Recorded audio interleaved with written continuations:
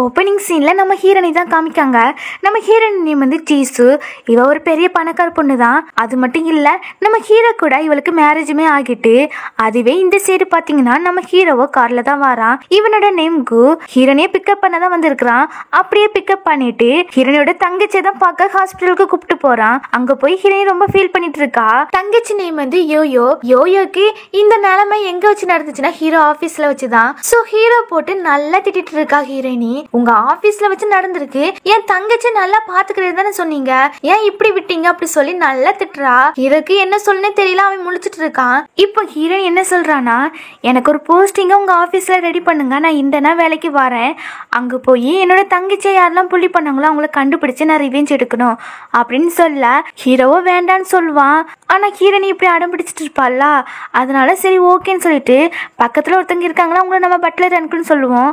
அவங்க கிட்ட எல்லா ஏற்பாடுமே பண்ண சொல்றான். தென் அடுத்த நாள் நம்ம ஹீரோனிமே கம்பெனிக்கு வந்து அவளை பத்தி இன்ட்ரோ கொடுக்குறா. அப்போ இங்க ஒரு பொண்ணை காமிக்காங்கல்ல, இவளோட நேம் ஜியாங்கு. அவளுக்கு ஜால்ற தட்டையும் ஒரு 3 பேர் பின்னாடியே நிற்பாங்க எப்போதுமே. ஸோ நம்ம ஹீரோனி இப்போ என்ன சொல்றானா, நான் யோயோட அக்கான்னு சொல்லி இன்ட்ரோ கொடுக்குறாளா. உடனே இந்த ஜியாங்க மனசுக்குள்ள நமக்கு இன்னொரு அடிமை வாச்சிட்டுப்பா அப்படி சொல்லிட்டு ரொம்ப ஓவரா தான் பண்றாள்வ. ஹீரோனி ஒரு இடத்துல போய் உட்கார போனா அந்த இடத்துல காலை வச்சுட்டு இங்கெல்லாம் நீ உட்கார கூடாது, உனக்கு அந்த தகுதியே கிடையாது, லோ கிளாஸ் எல்லாருமே வெளியே தான் இருக்கணும் அப்படி சொல்லி ரொம்ப ஓவரா தான் பண்றாள்வ.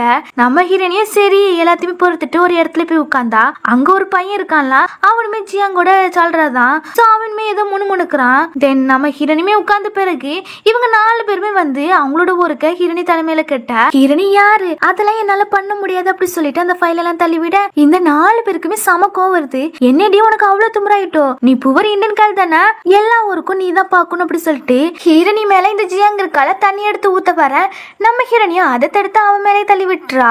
ஸோ அவன் மேலே பட்டு அந்த ஃபைல் மேலேயுமே பட்டுருது. அந்த இடத்துக்கு டிபார்ட்மெண்ட்டோட டைரக்டர் வராங்க. இவங்க வேற யாருமே இல்லை, ஜியாங்கோட மாமா தான். இந்த ஜியாங்கோ ஹீரோனியை மாட்டி விடுறா. இண்டனா இருந்துட்டு ஃபைல் எல்லாம் தண்ணி ஊற்றி விட்டுட்டா மாமா அப்படி சொல்லி அவரும் என்ன ஏதுன்னு கூட ஹீரோன் கிட்ட கேட்கவே இல்லை. பலார்னு செவிலே அறிஞ்சு விட்டுறாரு. அது மட்டும் இல்லை, ஜியாங் கிட்ட சாரி வேற கேட்க சொல்றாரு. ஹீரோனியும் முடியே முடியாதுன்னு சொல்லிடுறா. உடனே இவரோ சரி இன்னைக்கு ஒரு பார்ட்டி இருக்கு, அதுக்கு நீ வரக்கூடாது, மத்த எல்லாருமே போகணும் அப்படின்னு சொல்றாங்க. தென் இன்னொரு விஷயம் சொல்றாங்க, ஜியாங் இருக்கல்ல ஒரு டிசைன் வரைஞ்சிருப்பா போல, சோ அது சக்சஸ்ஃபுல் ஆகிட்டான், அதுக்கும் சேர்த்துதான் ஒரு பார்ட்டி வைக்காங்களாம் அப்படி சொல்ல ஹீரோனி அந்த டிராயிங்கை வாங்கி பார்த்துட்டு இது இவளுக்கவே கிடையாது அப்படி சொல்லிட்டு ஒன்னு நினைச்சு பாக்குறா.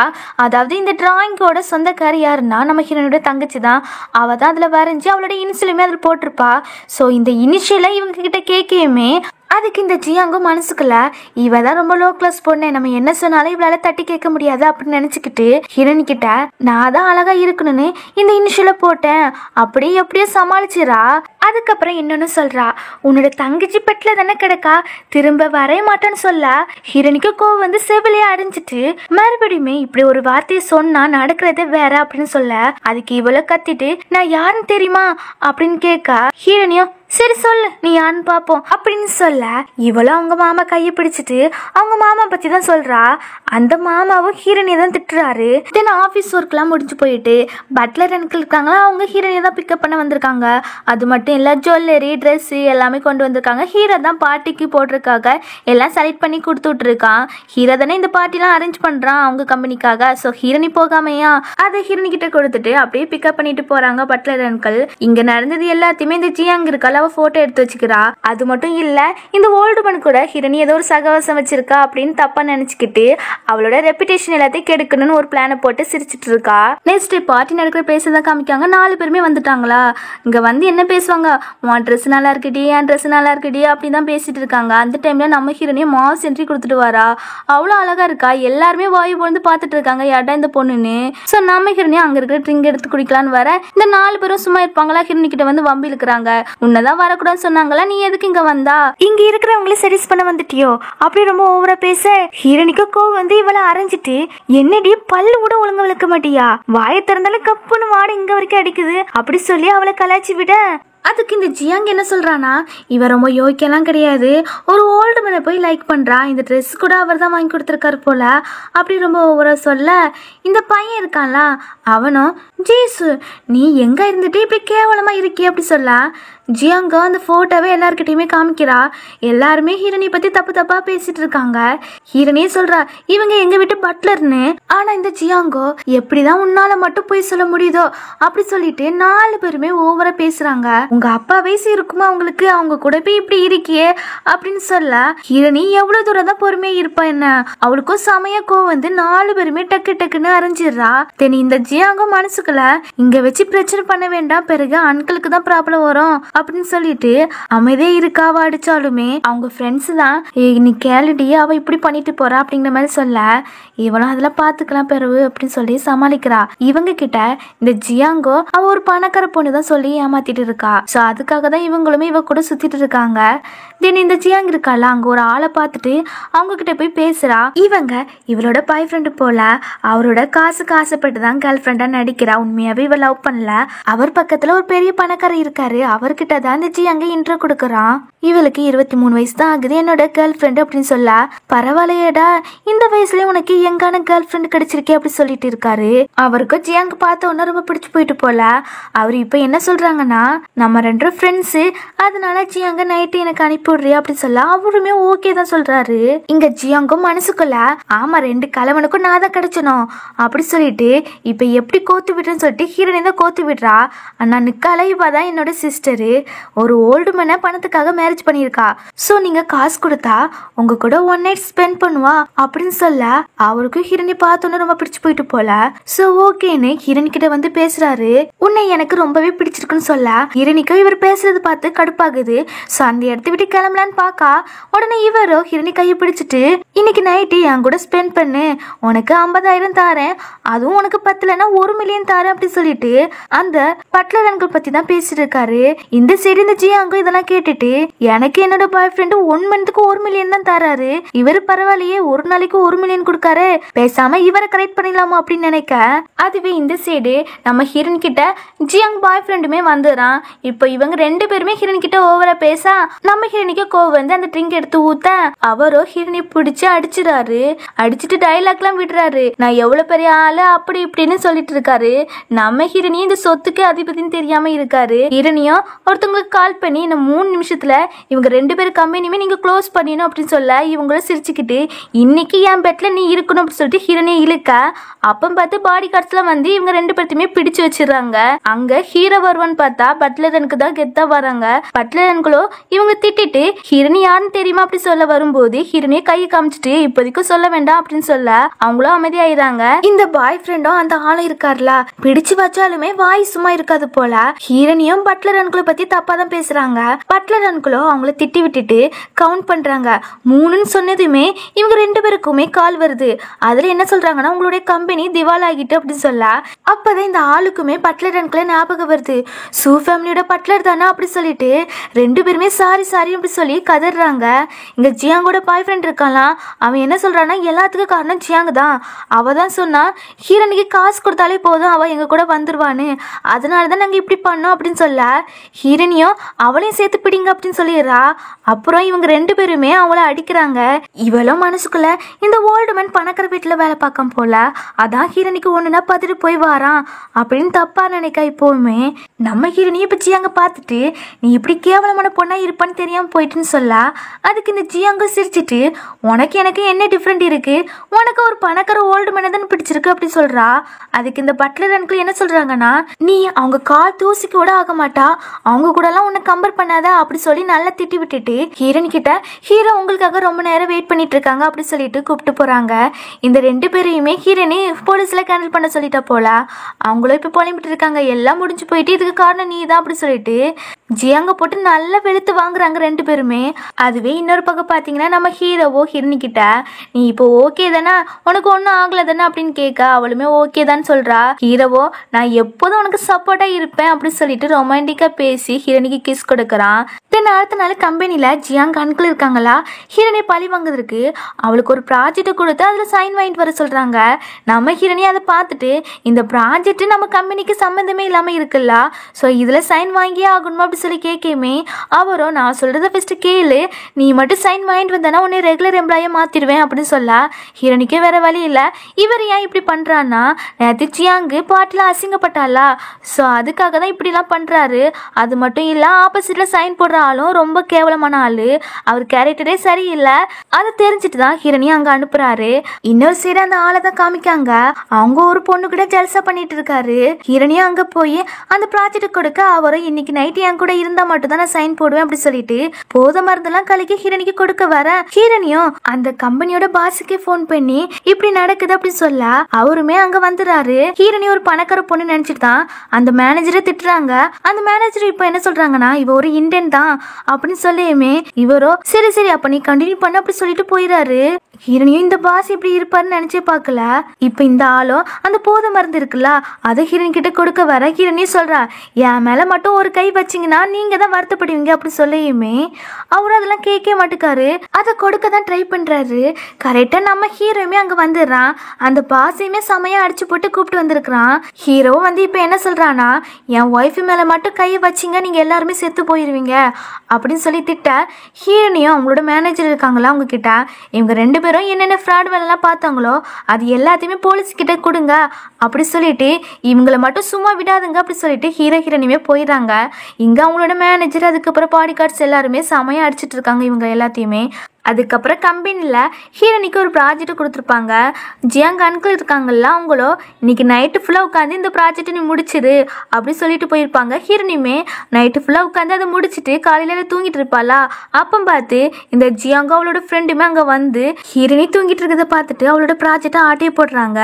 ஹீரோனிக்கு ஆல்ரெடி தெரியும் இவங்க இப்படி தான் பண்ணுவாங்கன்னு, ஏன்னா நேற்று ஹீரோனி பாத்ரூமில் இருக்கும்போது இவங்க இப்படி தான் ஒரு பிளானை போட்டிருப்பாங்க. ஸோ ஹீரோனியுமே அதை கேட்டிருப்பா, சரி இவங்க இப்படி திருடட்டும் அப்படி சொல்லிட்டு ஹீரோனியுமே தூங்குற மாதிரி தான் ஆக்டிங் கொடுத்துருப்பா.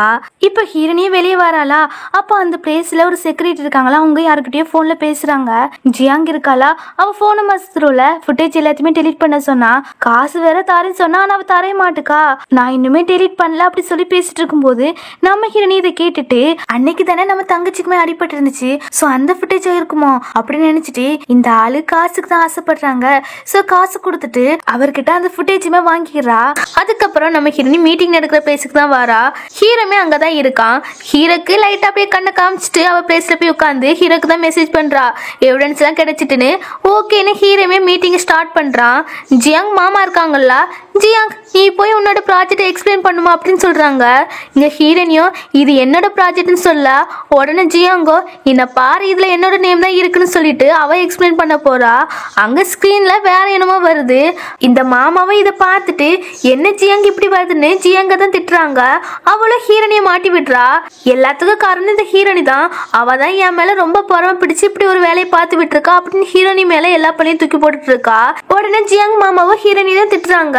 ஹீரோனியும் சரி சரி எவ்வளவு நேரம் தான் நீ இப்படி நடிக்க போறான்னு நானும் பாக்குறேன் அப்படின்னு சொல்லிட்டு ஹீரோனி நார்மலா அந்த ஸ்கிரீனை எடுத்து கொடுத்துடுறா. இந்த சைடு ஹீரோ இருக்கான்ல அவனும் அந்த ப்ராஜெக்டை பார்த்துட்டு என்ன இது ஒரு ப்ராஜெக்டா, இதுல நிறைய மிஸ்டேக்லாம் இருக்கு, ஒழுங்கா செக் பண்ணிட்டு என்கிட்ட கொண்டு வர மாட்டீங்களா அப்படி சொல்லிட்டு மாமா போட்டு நல்லா திட்டிட்டு இருக்கான். அவரும் ஜியாங் கிட்ட கேட்காங்க. அவ இதுக்கெல்லாம் மறுபடியும் ஹீரோனியை தான் மாட்டி விடுறா. இவரோ ஹீரோனி கிட்ட என்ன ஏதுன்னு கூட கேட்கவே மாட்டுக்காங்க. ஹீரோனியை மறுபடியும் திட்டிட்டு ஜியாங் கிட்ட நீ சாரி கேளுன்னு சொல்ல, நான் எதுக்கு சாரி கேட்கணும் அப்படி சொல்லி ஹீரோனி கேக்குறா. நீ மட்டும் சாரி கேட்கலன்னு உன்னை நான் ஃபயர் பண்ணிடுவேன் அப்படின்னு சொல்றாங்க. ஹலோ நீங்க என்னதான் பேசிட்டு இருக்கீங்க, இது என்னோட ப்ராஜெக்ட் நான் ஆல்ரெடி சொல்லிட்டேன், ஆனா நீங்க நம்ப மாட்டேங்க, உங்க மருமகளுக்கு தான் நீங்க சப்போர்ட் பண்ணிட்டு இருக்கீங்க, நீங்க ஃபேமிலின்னு தெரியுது, உங்க ஃபேமிலிக்கு தான் நீங்க சப்போர்ட் பண்ணுவீங்கன்னு தெரியுது, ஆனாலும் இப்படி இருக்க கூடாது அப்படின்னு சொல்லிட்டு இப்ப பாருங்க ஜியாங் பத்தி ஒரு வீடியோவே இருக்கு அப்படின்னு சொல்லிட்டு ஒரு வீடியோவை பிளே பண்ணி காமிக்கிறா. என்ன வீடியோனா தங்கச்சி இருக்கால யோயோ அவளோட வீடியோ தான். தங்கச்சியுமே இப்படி ஒரு ப்ராஜெக்டாவை பண்ணியிருக்கிறா. அந்த ப்ராஜெக்ட்டுமே இவங்க ஆட்டையை போட்டிருக்காங்க. அதை தெரிஞ்சுட்டு தங்கச்சியுமே இவங்க கிட்ட வந்து கேட்டிருக்கா. இவங்க என்னன்னா ரொம்ப ஓவரா பேசி விடுறாங்க. உடனே தங்கச்சியும் நான் இதை எல்லாத்தையுமே ஹீரோ கிட்ட சொல்ல போறேன், இது என்னோட ப்ராஜெக்ட்னு சொல்லிட்டு அவ போகும்போது இந்த ஜியாங்க அவளோட ஃப்ரெண்டுமே போய் அவளை தடுத்துறாங்க. தடுத்துட்டு இப்ப என்ன சொல்றாங்கன்னா, நீ போய் சொன்னாலும் அங்க யாரும் நம்ப மாட்டாங்க, பேசாம பேசாம இங்கே இரு அப்படி சொல்லி ரொம்ப ஓவரா இப்பவும் பேசிட்டு இருக்காங்க. அவளுக்கு செம கோவம் வருது. அவளும் போகிறதுக்கு ட்ரை பண்றா. ஆனா இவங்க விட மாட்டுக்காங்க. ஒரு கடத்துல அந்த சியாங் அவளை தள்ளி விட்டுறா. அவ அப்படியே கீழே விழுந்துடுறா. அவளுக்கு செம அடிபட்டு இருக்கு தலையில. இவங்க 3 பேருமே பக்கத்துல வந்து பார்த்துட்டு ஹெல்ப் பண்ணாம அப்படியே ஓடிறாங்க. ஸோ இந்த வீடியோ தான் அதுல ப்ளே ஆகுது. இந்த ஜியாங்க ரொம்ப பயந்துட்டு அதை ஆஃப் பண்ணிட்டு, இந்த வீடியோ ஃபேக் வீடியோ, இவ தான் கிரியேட் பண்ணியிருக்கிறா, என்னோட நேம் எல்லாம் டேமேஜ் பண்ணணும் அப்படி ஒரு பொறாமை பத்தியில அலைஞ்சிட்டு இருக்கா அப்படி சொல்லி ரொம்ப ஓவர் ஆக்டிங் பண்ணிட்டு இருக்கா. அப்போ பார்த்து நம்ம ஹீரோ என்னோட ஒய்ஃப் சொல்றது எப்படி பொய்யாகும் அப்படின்னு சொல்லலாம். அங்கே இருக்கிற எல்லாருக்குமே கொஞ்சம் ஷாக் ஆகுது. ஆனாலும் இந்த ஜியாங்கு மறுபடியும் ஹீரனியை தான் திட்டிட்டு இருக்கா. ஹீரனியும் அவளை டக்குன்னு அறிஞ்சிட்டு, நீங்கெல்லாம் கண்டிப்பா ஜெயிலுக்கு தான் போகணும், ஏன்னா என் தங்கச்சி இந்த நிலைமைக்கு இருக்கிறதுக்கு காரணம் யாரு, நீங்க தான் அப்படி சொல்லிட்டு போலீஸ்க்குமே கால் பண்ணிட்டாங்க போல. அவங்களுமே வந்து இவங்க எல்லாத்தையுமே பிடிச்சிட்டு போயிடுறாங்க. அதுக்கப்புறம் நம்ம ஹீரோ ஹீரோனி கிட்ட வந்து என்னோட ஆக்டிங் எப்படி இருந்துச்சு, எனக்கு ஒரு ரிவார்ட் தாயும் அப்படி சொல்லி ரொமான்டிக்கா கேட்க, ஹீரோனியும் டக்குன்னு ஒரு கிஸ் கொடுத்துட்டு போக இவனும் கொஞ்சம் வெக்கப்பட்டு அப்படியே நிக்கிறான். நெக்ஸ்ட் நம்ம ஹீரோனி தங்கச்சி தான் பார்க்க வந்திருக்கிறா. அவகிட்ட வந்து உன்னை புள்ளி பண்ணவங்களா நான் ரிவெஞ்ச் எடுத்துட்டேமா, நீ சீக்கிரமா எந்திரிச்சு வா, நம்ம 2 பேருமே ஊரை சுத்தி பார்ப்போம் அப்படி சொல்லி பேசிட்டு இருக்கும்போது பக்கத்துல தங்கச்சி போன் இருக்கு. ஸோ அந்த போன் ரிங் ஆகுதா. அதை எடுத்து பார்த்தா இது தங்கச்சியோட பாய் ஃப்ரெண்டு. அவன் இப்ப என்ன சொல்றானா, எங்க அம்மாவை மீட் பண்ண இன்னைக்கு வா அப்படி சொல்லி கூப்பிட்றான். ஹீரோனி அப்போ ஒன்று நினைச்சு பார்த்துட்டு இருக்கா. தங்கச்சியும் அவனுமே லவ் பண்ணிட்டு இருந்திருப்பாங்க. ஆனால் என்ன ஒரு நாள் கூட நேரில் பார்த்தது கிடையாது, ஆன்லைனில் தான் பழக்கம். ஸோ ஹீரோனி அதை பற்றி கேட்டிருப்பா, இவன் கெட்டவனாக இருந்தால் என்ன பண்ணேன்னு. அவன் இப்போதைக்கு கெட்டவன் மாதிரி தெரியலக்கா, சப்போஸ் கெட்டவன் மாதிரி தெரிஞ்சிச்சுன்னா நானே வேண்டான்னு சொல்லிடுவேன், நீ கவலைப்படாத அப்படி சொல்லியிருப்பா. ஸோ இப்போ இதெல்லாம் நினச்சி பார்த்துட்டு தங்கச்சி நேமிலேயே அங்கே போய் அந்த பாய் ஃப்ரெண்டு எப்படி, அந்த குடும்பம்லாம் எப்படி எல்லாமே தெரிஞ்சுக்கணும் அப்படின்னு பட்லர் அங்கிள் இருக்காங்களா, அவங்க கிட்ட பாய் ஃப்ரெண்டை பற்றி எல்லா டீட்டெயில்ஸுமே கலெக்ட் பண்ணி வர சொல்லியிருப்பா. ஸோ அவங்களுமே வந்து சொல்றாங்க. அவனோட நேம் மூயாங்கா. இப்பதான் ஒரு சின்ன கம்பெனி ஆரம்பிச்சிருக்கிறான். ஆனா என்ன இன்வெஸ்ட் பண்றதுக்கு யாருமே வர மாட்டுக்காங்களாம் அப்படின்னு சொல்ல, ஹீரோனியும் அப்போ நம்ம கம்பெனில இருந்து இன்வெஸ்ட் பண்ண போறோம்னு அவனுக்கு ஃபோன் பண்ணி சொல்லிருங்கன்னு சொல்ல, சரி ஓகேன்னு அவங்களுமே சொல்லிடுறாங்க. நெக்ஸ்ட் அந்த பாய் ஃப்ரெண்டை தான் காமிக்காங்க. அவனுக்கு கால் வருது, ஹீரோனி கம்பெனில இருந்தா நாங்க உங்களுக்கு இன்வெஸ்ட் பண்ண போறோம் அப்படின்னு சொல்லி. இதை கேட்டுட்டு இவன் ரொம்ப ஹாப்பி ஆகுறான். அதுவும் ஃபேமிலி கிட்ட சொல்றான் பாருங்க, அவங்களுமே ரொம்ப ஹாப்பி ஆகுறாங்க. சரி ஓகே, நான் என்னோட கேர்ள் ஃப்ரெண்டை நான் பிக்கப் பண்ணிட்டு வரேன் அப்படி சொல்லிட்டு வெளியே போய் நிற்கானா. நம்ம ஹீரோனியும் அங்கே வந்துடுறா. நீங்க தான் யோயாவா அப்படி சொல்லி கேட்கான். அவளுமே ஆமான்னு சொல்றாளா. சரி எதுக்கு இவ்வளோ லேட்டு என்ன ஏதுன்னு கேட்டு விசாரிச்சுட்டு உள்ள போய் இன்ட்ரோ கொடுக்குறான். அவங்க அம்மாவும் தங்கச்சியுமே பணத்தாசை பிடிச்சவங்க போல. ஸோ ஹீரோயின் ட்ரெஸ்ஸை பார்த்துட்டு ஏன் இப்படி பட்டிக்காடை வந்திருக்கா அப்படி சொல்லி ரொம்ப ஓவரா பேசிட்டு இருக்காங்க. ஹீரோனியும் மனசுக்குள்ள, நானா பட்டிக்காடு, இந்த ட்ரெஸ்ஸோட ஒருத்தர் உங்களுக்கு தெரியுமா, இதை பத்தி உங்களுக்கு ஒரு மண்ணு கூட தெரியாது, இவங்க என்னை பத்தி சொல்ல வந்துட்டாங்க, இவங்க தான் பட்டிக்காடு அப்படி சொல்லிட்டு சரி ஓகேன்னு இவ ஆசாசியா இவங்க 2 பேருக்குமே டைமண்ட் நெக்லஸ் வாங்கிட்டு வந்திருப்பா போல. ஸோ அதை எடுத்து இவங்க கிட்ட காமிக்கிறா. அவங்களும் இந்த ஃபேக்கான டைமண்ட் நெக்லஸ்ல நாங்கள் போட மாட்டோம், பேசாம நீனே எடுத்து வச்சுக்கோ, ஏன்னா உனக்கு தான் தேவைப்படும், நாங்க ஒரிஜினல் மட்டும் தான் போடுவோம் அப்படி சொல்லி மறுபடியும் ஒரு மாதிரியே பேசி விட்டுறாங்க. ஹீரோனியோ எதுவும் பேசாம பொறுமையா தான் இருக்கா. அப்புறம் அவங்க பேரண்ட்ஸ் பத்தி கேட்டு தெரிஞ்சுக்கிறாங்க. ஹீரோனி என்ன சொல்லியிருப்பானா, அப்பா அம்மா இல்ல இறந்துட்டாங்க அப்படி சொல்லியிருப்பா. ஸோ அதை வச்சுமே இவங்க ரொம்ப ஓவரா பேசிட்டு இருக்காங்க. ஹீரோனியோ ரொம்ப பொறுத்து பார்த்துட்டா. அதுக்கு ஒரு கட்டத்துல அவளே கேட்டுட்டா, நான் வந்ததுல இருந்து பார்த்துட்டு இருக்கேன், உங்களுக்கு என்ன பிடிக்கலன்னு நினைக்கேன், ஸோ அதுக்காக தான் இப்படி ஓவரா பண்ணிட்டு இருக்கீங்க அப்படி சொல்லி கேட்டுட்டு இருக்கும்போது அந்த பிளேஸுக்கு இன்னொரு பொண்ணு வாரா. இவளோட நேம் மியா. இந்த மியாவும் இந்த பாய் ஃப்ரெண்டு மூயாங்க இருக்கான்ல, அவங்க 2 பேருமே கிளாஸ்மேட் தான். ஸோ இவ வந்து இவங்க அம்மா கிட்ட எப்படி சொல்லி வச்சிருக்கானா, இவ ஒரு பெரிய பணக்கார பொண்ணுன்னு, அதுவும் சூ ஃபேமிலியோட பொண்ணுன்னு சொல்லி வச்சிருக்கா. சூ ஃபேமிலியோட பொண்ணு யாரு, நம்ம ஹீரோனி. அந்த ஐடென்டிட்டி இவ யூஸ் பண்ணிட்டு இருக்கா. ஸோ அதுக்காகவே அவங்க அம்மாவும் தங்கச்சிக்காரியும் அவளை விழுந்து விழுந்து கவனிச்சிட்டு இருக்காங்க. இவளுக்கு இந்த மூயாங்க ரொம்ப பிடிக்கும். இந்த மூயாங்க இருக்காலாம், அவன் இப்போ இன்ட்ரோ கொடுத்துக்கிறான், இதான் என்னோட கேர்ள் ஃப்ரெண்டு, இதான் என்னோட கிளாஸ்மேட் அப்படின்னு. அதுக்கு இந்த மியா இருக்கல்ல ஹீரோனி கிட்ட ரொம்ப ஓவரா தான் பேசுறேன், ஆண்டி சொன்னாங்க நீ ஒரு ஆர்பனேஜ்ல வளர்ந்தவளாம் அப்படி சொல்லி ரொம்ப மட்டமாவே இவரும் பேசிட்டு இருக்கா. அதுக்கப்புறம் ஹீரோனி கிட்ட வந்து ஒயினை ஷேர் பண்றேன் அப்படி சொல்லிட்டு அந்த ஒயினை அவ பேக்ல அவளே ஊத்திக்கிட்டு ஹீரோனி மேல பழி போடுறா. என்னோட ரொம்ப எக்ஸ்பென்சிவான பேக்கை இப்படி நாசம் பண்ணிட்டாலே அப்படி இப்படின்னு சொல்லி கத்திட்டு இருக்கா. பாய் ஃப்ரெண்டும் சாரி கேட்க சொல்றான். நான்லாம் சாரி கேட்க மாட்டேன், நானே ஃபர்ஸ்ட் தட்டி விடல தெரியுமா, அது மட்டும் இல்லை இந்த பேக்கை அவ்வளோத்துக்குள்ள ஒருத்தர் கிடையாது, வேணா ஆன்லைன்ல செக் பண்ணி பாருங்க அப்படி சொல்ல, அம்மாவும் பொண்ணுமே அதில் பார்க்காங்க அந்த பேக் ரொம்ப கம்மியான ரேட்டுன்னு போட்டிருக்கு. இதை கேட்டுட்டு இவளுமே நடிக்க ஆரம்பிச்சிட்டா. ஒருவேளை கடைக்காரன் ஏமாத்திருப்பான் போல அப்படி சொல்லி சமாளிச்சிட்டா. அவங்களும் இவளும் அது பெருசா கண்டுக்கல. அதுக்கப்புறம் இந்த மியா இருக்கால போன்ல ஒரு போட்டோ காமிக்கிறா. இது என்னோட தொட்டோ ரொம்ப பெருசாவே இருக்கும், நாளைக்கு அங்க கூப்பிட்டு போறேன் அப்படி சொல்ல நம்ம ஹீரோனி இதை பார்த்துட்டு இது எனக்கு எவ்வளவு தூரம் நீ நடிக்கணுமோ நடி அப்படி சொல்லி அவளே பார்த்துட்டு இருக்கா. ஸோ இதோட இந்த எபிசோட் முடியுது. அடுத்த எபிசோட்ல பார்ப்போம். Bye bye. அடுத்த நாள் அந்த தோட்டத்துக்கு தான் கூப்பிட்டு போறா. இங்க வரக்கு முன்னாடி அவனோட கசின் இங்க தான் வேலை பார்க்கான், அவன் கிட்ட எல்லா ஏற்பாடும் பண்ணி வைக்க தான் சொல்லியிருப்பா. ஸோ அதனால தான் இங்க கூட்டு வந்திருப்பா. ஆனாலும் இந்த தோட்டத்துக்குள்ள போகணும்னா பாஸ்வேர்டு தெரிஞ்சா மட்டும் தான் போக முடியும். ஸோ அந்த கசினி இதை சொல்ல மறந்துட்டான் போல. இவளுக்கு என்ன பாஸ்வேர்டு போடணும்னு தெரியாம முழிச்சிட்டு இங்கி பாங்கி போட்டு பாக்கா, அதுவும் ஒர்க் ஆக மாட்டுக்கா. இவங்க கிட்ட வந்து சமாளிக்கிறா, நான் இங்க வந்து ரொம்ப நாள் ஆயிட்டா, ஸோ பாஸ்வேர்ட்லாம் எனக்கு ஞாபகமே இல்லை அப்படி சொல்ல ஹீரோனி டக்குன்னு போய் பாஸ்வேர்டு போட்டு ஓபன் பண்ணி கொடுக்கா. ஆனாலும் அவங்க என்ன சொல்றாங்கன்னா லக்ல போட்டிருப்போம் அப்படி சொல்லி உள்ள போறாங்க. அங்க எல்லா இடத்தையும் சுத்தி பார்த்துட்டு சாப்பிட்றதுக்கு தான் வந்திருக்காங்க. இதுல இந்த சாப்பாடு எடுத்து வைக்கால ஈவே தான் மியாவோட கசின்னு. இப்ப ஹீரோனி பார்த்து ஈவேனுமே ரொம்ப திட்டிட்டு இருக்கான். ஹீரோனி ஒரு பட்டிக்காடு பொண்ணுன்னு. ஸோ நம்ம ஹீரோனியுமே பொறுமையா தான் இருக்கா, வேற ஒண்ணுமே சொல்லல. அதுக்கப்புறம் இந்த முயங்க அம்மா இருக்காங்களா, அவங்களும் மியா கிட்ட ரெட் ஒயின் கிடைக்குமா அப்படி சொல்லி கேக்குறாங்க.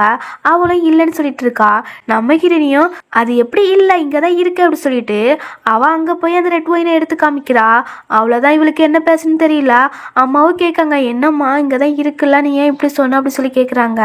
இல்ல ஆண்டி, இங்க எப்போ வாங்கி வச்சாங்கன்னு தெரியல, ஒரு வேளை கெஸ்ட்டுக்கு வாங்கி வச்சிருப்பாங்க போல அப்படி சொல்லி சமாளிக்கிறா. அப்ப இந்த முயங்க தங்கச்சி இருக்கால, அவளை ஹிரணி கிட்ட வந்து என்னடி உனக்கு கை கால் வச்சு சும்மா இருக்க முடியலையே, ஏதாட்டும் நோண்டிட்டே இருப்பி அப்படி சொல்லிட்டு ஹிரணியை தள்ளி விட அங்க ஒரு ஜாடி இருக்கா, அது கீழே விழுந்து உடைஞ்சிருது. ஸோ ஹீரோனி தான் உடைச்சான்னு ஃப்ரேம் பண்ற அந்த தங்கச்சிக்காரி இந்த மியாவை டக்குன்னு வந்து ஹீரோனியா அடிக்கிறா. ஹீரோனியா இது என்னோட கார்டன், நீ ஓவரா பண்ணாத அப்படின்னு மேனேஜருக்கு கால் பண்ணி ஃபுட்டேஜை செக் பண்ண சொல்றா. இந்த மியாவும் ஹீரோனி கிட்ட வந்து என்னமா நடிக்கிறா அப்படின்னு ஹீரோனி அம்மா பத்திலாம் தப்பா பேச ஹீரோனிக்கு கோவம் வந்து அவளை லெஃப்ட் ரைட்னு வெளுத்து வாங்குறா. அதுக்கப்புறம் மியாவோட கசின் இருக்கால, அவனும் வந்து எல்லாத்துக்கும் காரணம் இவாதான் அப்படி சொல்லிட்டு ஹீரோனியை வெளியே பிடிச்சி தள்ளி விட அந்த நேரத்துல மேனேஜருமே வந்து இந்த கசினை அடிச்சுட்டு ஹீரோனியை தூக்கி விடுறாங்க. எங்க அம்மா பொண்ணுமே இந்த ஆளை செடிஸ் பண்ணி வச்சிருப்போல அப்படி சொல்லி நினைக்கிறாங்க ஹீரோனியை பத்தி. இப்போ மேனேஜரோ கார்ட்ஸ் கிட்ட சொல்லி அம்மா பொண்ணையுமே பிடிச்சு மன்னிப்பு கேட்க சொல்ல அவங்களுமே வேற வழி இல்லாம மன்னிப்பு கேட்காங்க. இந்த மியா இதுக்கு மேல இங்க இருந்தா நம்ம சரிப்பட்டு வராது அப்படி சொல்லிட்டு வெளியே ஓடி போயிடா. பின்னாடி இந்த மூயாங் ஃபேமிலியுமே போகுது. இங்க இந்த கசினை வேலை விட்டு தூக்கிடுறாங்க. நம்ம ஹீரோனி இருக்கால, அவளும் மேனேஜர் கிட்ட நாமெல்லாம் இன்வெஸ்டே பண்ண வேண்டாம், அவங்க கம்பெனிக்கு எல்லாமே வித்ரா பண்ணிருங்க அப்படி சொல்லிடுறா. சரி ஓகேன்னு அவங்களுமே சொல்லிடுறாங்க. இங்க வெளியே மூயாங் ஃபேமிலியோ மியா பின்னாடி வந்தாங்க இல்லையா. ஸோ அவகிட்ட கேட்காங்க, இது உன்னோட தோட்டம் தானே, ஏன் இப்படிலாம் நடக்குது அப்படி சொல்லி கேட்குறாங்க. அவளோ ஹீரோனி மேலதான் பழி போடுறா, அந்த ஆளை செடியூஸ் பண்ணி வச்சிருப்பா போல. ஸோ அதனாலதான், அது மட்டும் இல்ல அந்த ஆளு புது ஆளு போல, அதனாலதான் என்ன தெரிய மாட்டேங்க அவங்களுக்கு அப்படி சொல்லி எப்படியே சமாளிக்கிறா. அவங்களுமே அதை நம்பிடுறாங்க. அதுக்கப்புறம் இந்த மூயாங்கும் இந்த மியாவுமே ஏதோ ஒரு கிளப்ல இருக்காங்க. இந்த மியாவுமே மூயாங்க மடக்க ட்ரை பண்ணிட்டு இருக்கா. அப்போ பார்த்து அவனுக்கு ஒரு ஃபோன் கால் வருது. ஹிரணி சொல்லியிருப்பா இல்லையா எல்லாத்தையுமே கேன்சல் பண்ணிருங்கன்னு, அதுதான் சொல்றாங்க. இவனும் அதை கேட்டுட்டு ரொம்ப ஷாக் ஆகி நிற்கான். இவளும் அதை புரிஞ்சுக்கிட்டு நான் உனக்கு காசு தரேன், நீ அவளை பிரேக்கப் பண்ணி என் கூட வந்துரு அப்படி சொல்ல இவனும் டக்குன்னு ஒத்துக்கிறான். அப்படியே ரெண்டு பேருமே கிஸ் கொடுத்துறாங்க. தென் நம்ம ஹீரோ ஹீரோனி இருக்காங்கல்ல, அவங்க சாப்பிடலான்னு ஒரு ரெஸ்டாரண்ட்டுக்கு வந்து விஐபி ரூமை புக் பண்ணிட்டு இருக்கும் போது இந்த மூயாங் கேங் இருக்காங்களா, அவங்களுமே அந்த ரெஸ்டாரண்ட்டுக்கு தான் வந்து ஹீரோ ஹீரோனியை பார்த்துறாங்க. இந்த மூயாங்க இப்போ மியா கூட சேர்ந்துட்டான் இல்லையா. ஸோ அதனால ஹீரோனியை பிரேக்கப் பண்ணி ஆகணும். அதுக்கு ஒரு ரீசனா இப்போ ஹீரோனி ஹீரோ கிட்ட நிற்கா இல்லையா. ஸோ அதை வச்சே ஹீரோனியை பிரேக்கப் பண்ணிடுறான். அது மட்டும் இல்லை, அவங்க ஃபேமிலியாக சேர்ந்து அந்த வெயிட்டர் கிட்ட நம்ம ஹீரோயினியை பற்றி ரொம்ப ஓவராக பேசிட்டு இருக்காங்க. இவெல்லாம் புவர் ஃபேமிலி, இவங்களை எதுக்கு உள்ள விட்டீங்க அப்படி இப்படி ரொம்ப ஓவராக பேசிட்டு இருக்காங்க. நம்ம ஹீரோவை கோல்டன் கார்டை எடுத்து காமிக்கிறான். அதுவுமே ஃபேக்குன்னு சொல்ல அந்த வெயிட்டருமே நம்பிடுறாங்க. அப்போ இது ஃபேக்காக தான் இருக்கும்னு சொல்லிட்டு ஹீரோயினியை தான் ரொம்ப திட்டிட்டு இருக்காங்க. நீங்கள் வெளியே போங்க அப்படிலாம் சொல்லி திட்டிட்டு இருக்காங்க. நம்ம ஹீரோவை மேனேஜருக்கு கால் பண்ணி வர சொல்லிடுறான். மேனேஜரை வந்து இந்த வெயிட்டரை போட்டு நல்லா அடிச்சுட்டு ஹீரோ ஹீரோனி கிட்ட சாரி கேட்டுட்டு இந்த மூயாங் ஃபேமிலியை நீங்கள் இந்த இடத்த விட்டு கிளம்புங்க அப்படி சொல்லி துரத்தி விடுறாங்க. இந்த மூயாங் சிஸ்டர் இருக்காளா, அவளும் மியா கிட்ட நீ எவ்வளோ பெரிய பணக்காரி, ஒன்னே எப்படி சொல்கிறாங்க அப்படி சொல்லிட்டு இருக்கா. அதுக்கு இந்த மியாவோ இந்த சின்ன ஹோட்டலில் நம்ம சாப்பிட வேண்டாம், நம்ம ஒரு பெரிய ஹோட்டலில் போய் சாப்பிடுவோம். அது மட்டும் இல்லை, இங்கே சில பேர் ரொம்ப கேவலமாக இருக்காங்க, அவங்ககிட்டேருந்து நம்ம சாப்பிட்டோன்னா நமக்கு தான் பாவம் பிடிக்கும் அப்படி சொல்லிட்டு போக பார்க்காளா. நம்ம ஹீரோனியும் நில்லு எங்கே போகிற, அவசரப்படாத அப்படி சொல்லிட்டு நீ ஆல்ரெடி இங்கே புக் பண்ணியிருக்காளா, அதுக்கு பில்லுக்கு காசு கொடுத்துட்டு போ அப்படி சொல்ல அவளுக்கும் வேற வழி இல்லை. அந்த விஐபி ரூமுக்கு எவ்வளோ காசு ஆகுமோ அந்த காசை அவள் கொடுத்துட்டு கடுப்புலேயே வெளியே போகிறா. தென் நம்ம ஹீரோ ஹீரோனி இப்போ எங்கே வந்திருக்காங்கன்னா ஒரு பார்ட்டிக்கு போகிறதுக்காக ட்ரெஸ் எல்லாம் எம்ப்ளாய் எடுக்கிறதுக்கு வந்திருக்காங்க. ஸோ அந்த பிளேஸுக்கு இந்த மூயங் கேங்குமே வந்திருக்காங்க. அவங்களுமே அந்த பார்ட்டிக்கு வரக்கு தான் ட்ரெஸ் எடுக்க வந்திருக்காங்க. வந்தவங்க ட்ரெஸ் எடுத்துட்டு மட்டும் போக வேண்டியதானே.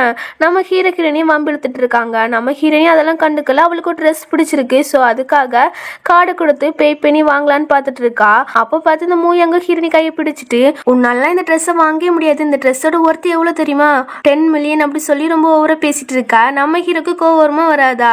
அது வேற கையை வேற பிடிச்சிட்டு இருக்கான். எவ்வளவு நேரம் தான் நம்ம ஹீரோ பொறுமையா நிற்பான். ஒரு கட்டத்துல அவன் கையை நொடிச்சு விட்டுறான். அவனை கத்திட்டு அந்த சைடு போயிடுறான். இங்க ஹீரோனி ஒரு ட்ரெஸ் செலக்ட் பண்ணி வச்சிருக்கால, அந்த ட்ரெஸ்ஸை அங்க இருக்கிற எம்ப்ளாயி வந்து ஹீரோன் கிட்டே எடுத்து கொடுக்க வராங்க. இந்த மூயங் தங்கச்சி இருக்கால, அவ்வளோ காலை வச்சு அவங்கள தள்ளி விட அந்த ட்ரெஸ் ஃபுல்லா காப்பி ஆயிடுது. அவங்களுக்கு என்ன பண்ணணும்னு தெரியல, ரொம்ப பதட்டமாயிறாங்க. ஏன்னா அந்த ட்ரெஸ்ஸோட ஒர்த்து 10 மில்லியன். ஸோ ரொம்ப பதட்டமா நிற்கா.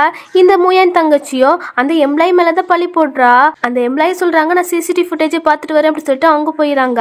இங்கே ஹீரோனுக்கு தெரியும் யார் தள்ளி விட்டான்னு. ஸோ மூயங் தங்கச்சிக்கிட்ட இப்போ என்ன சொல்றானா, ஒன்னே நீ என்கிட்ட சாரி கேட்கணும், இல்லைன்னா நீ போலீஸ் கிட்ட தான் போகணும் அப்படின்னு சொல்ல இவ்வளோ பயந்துடா.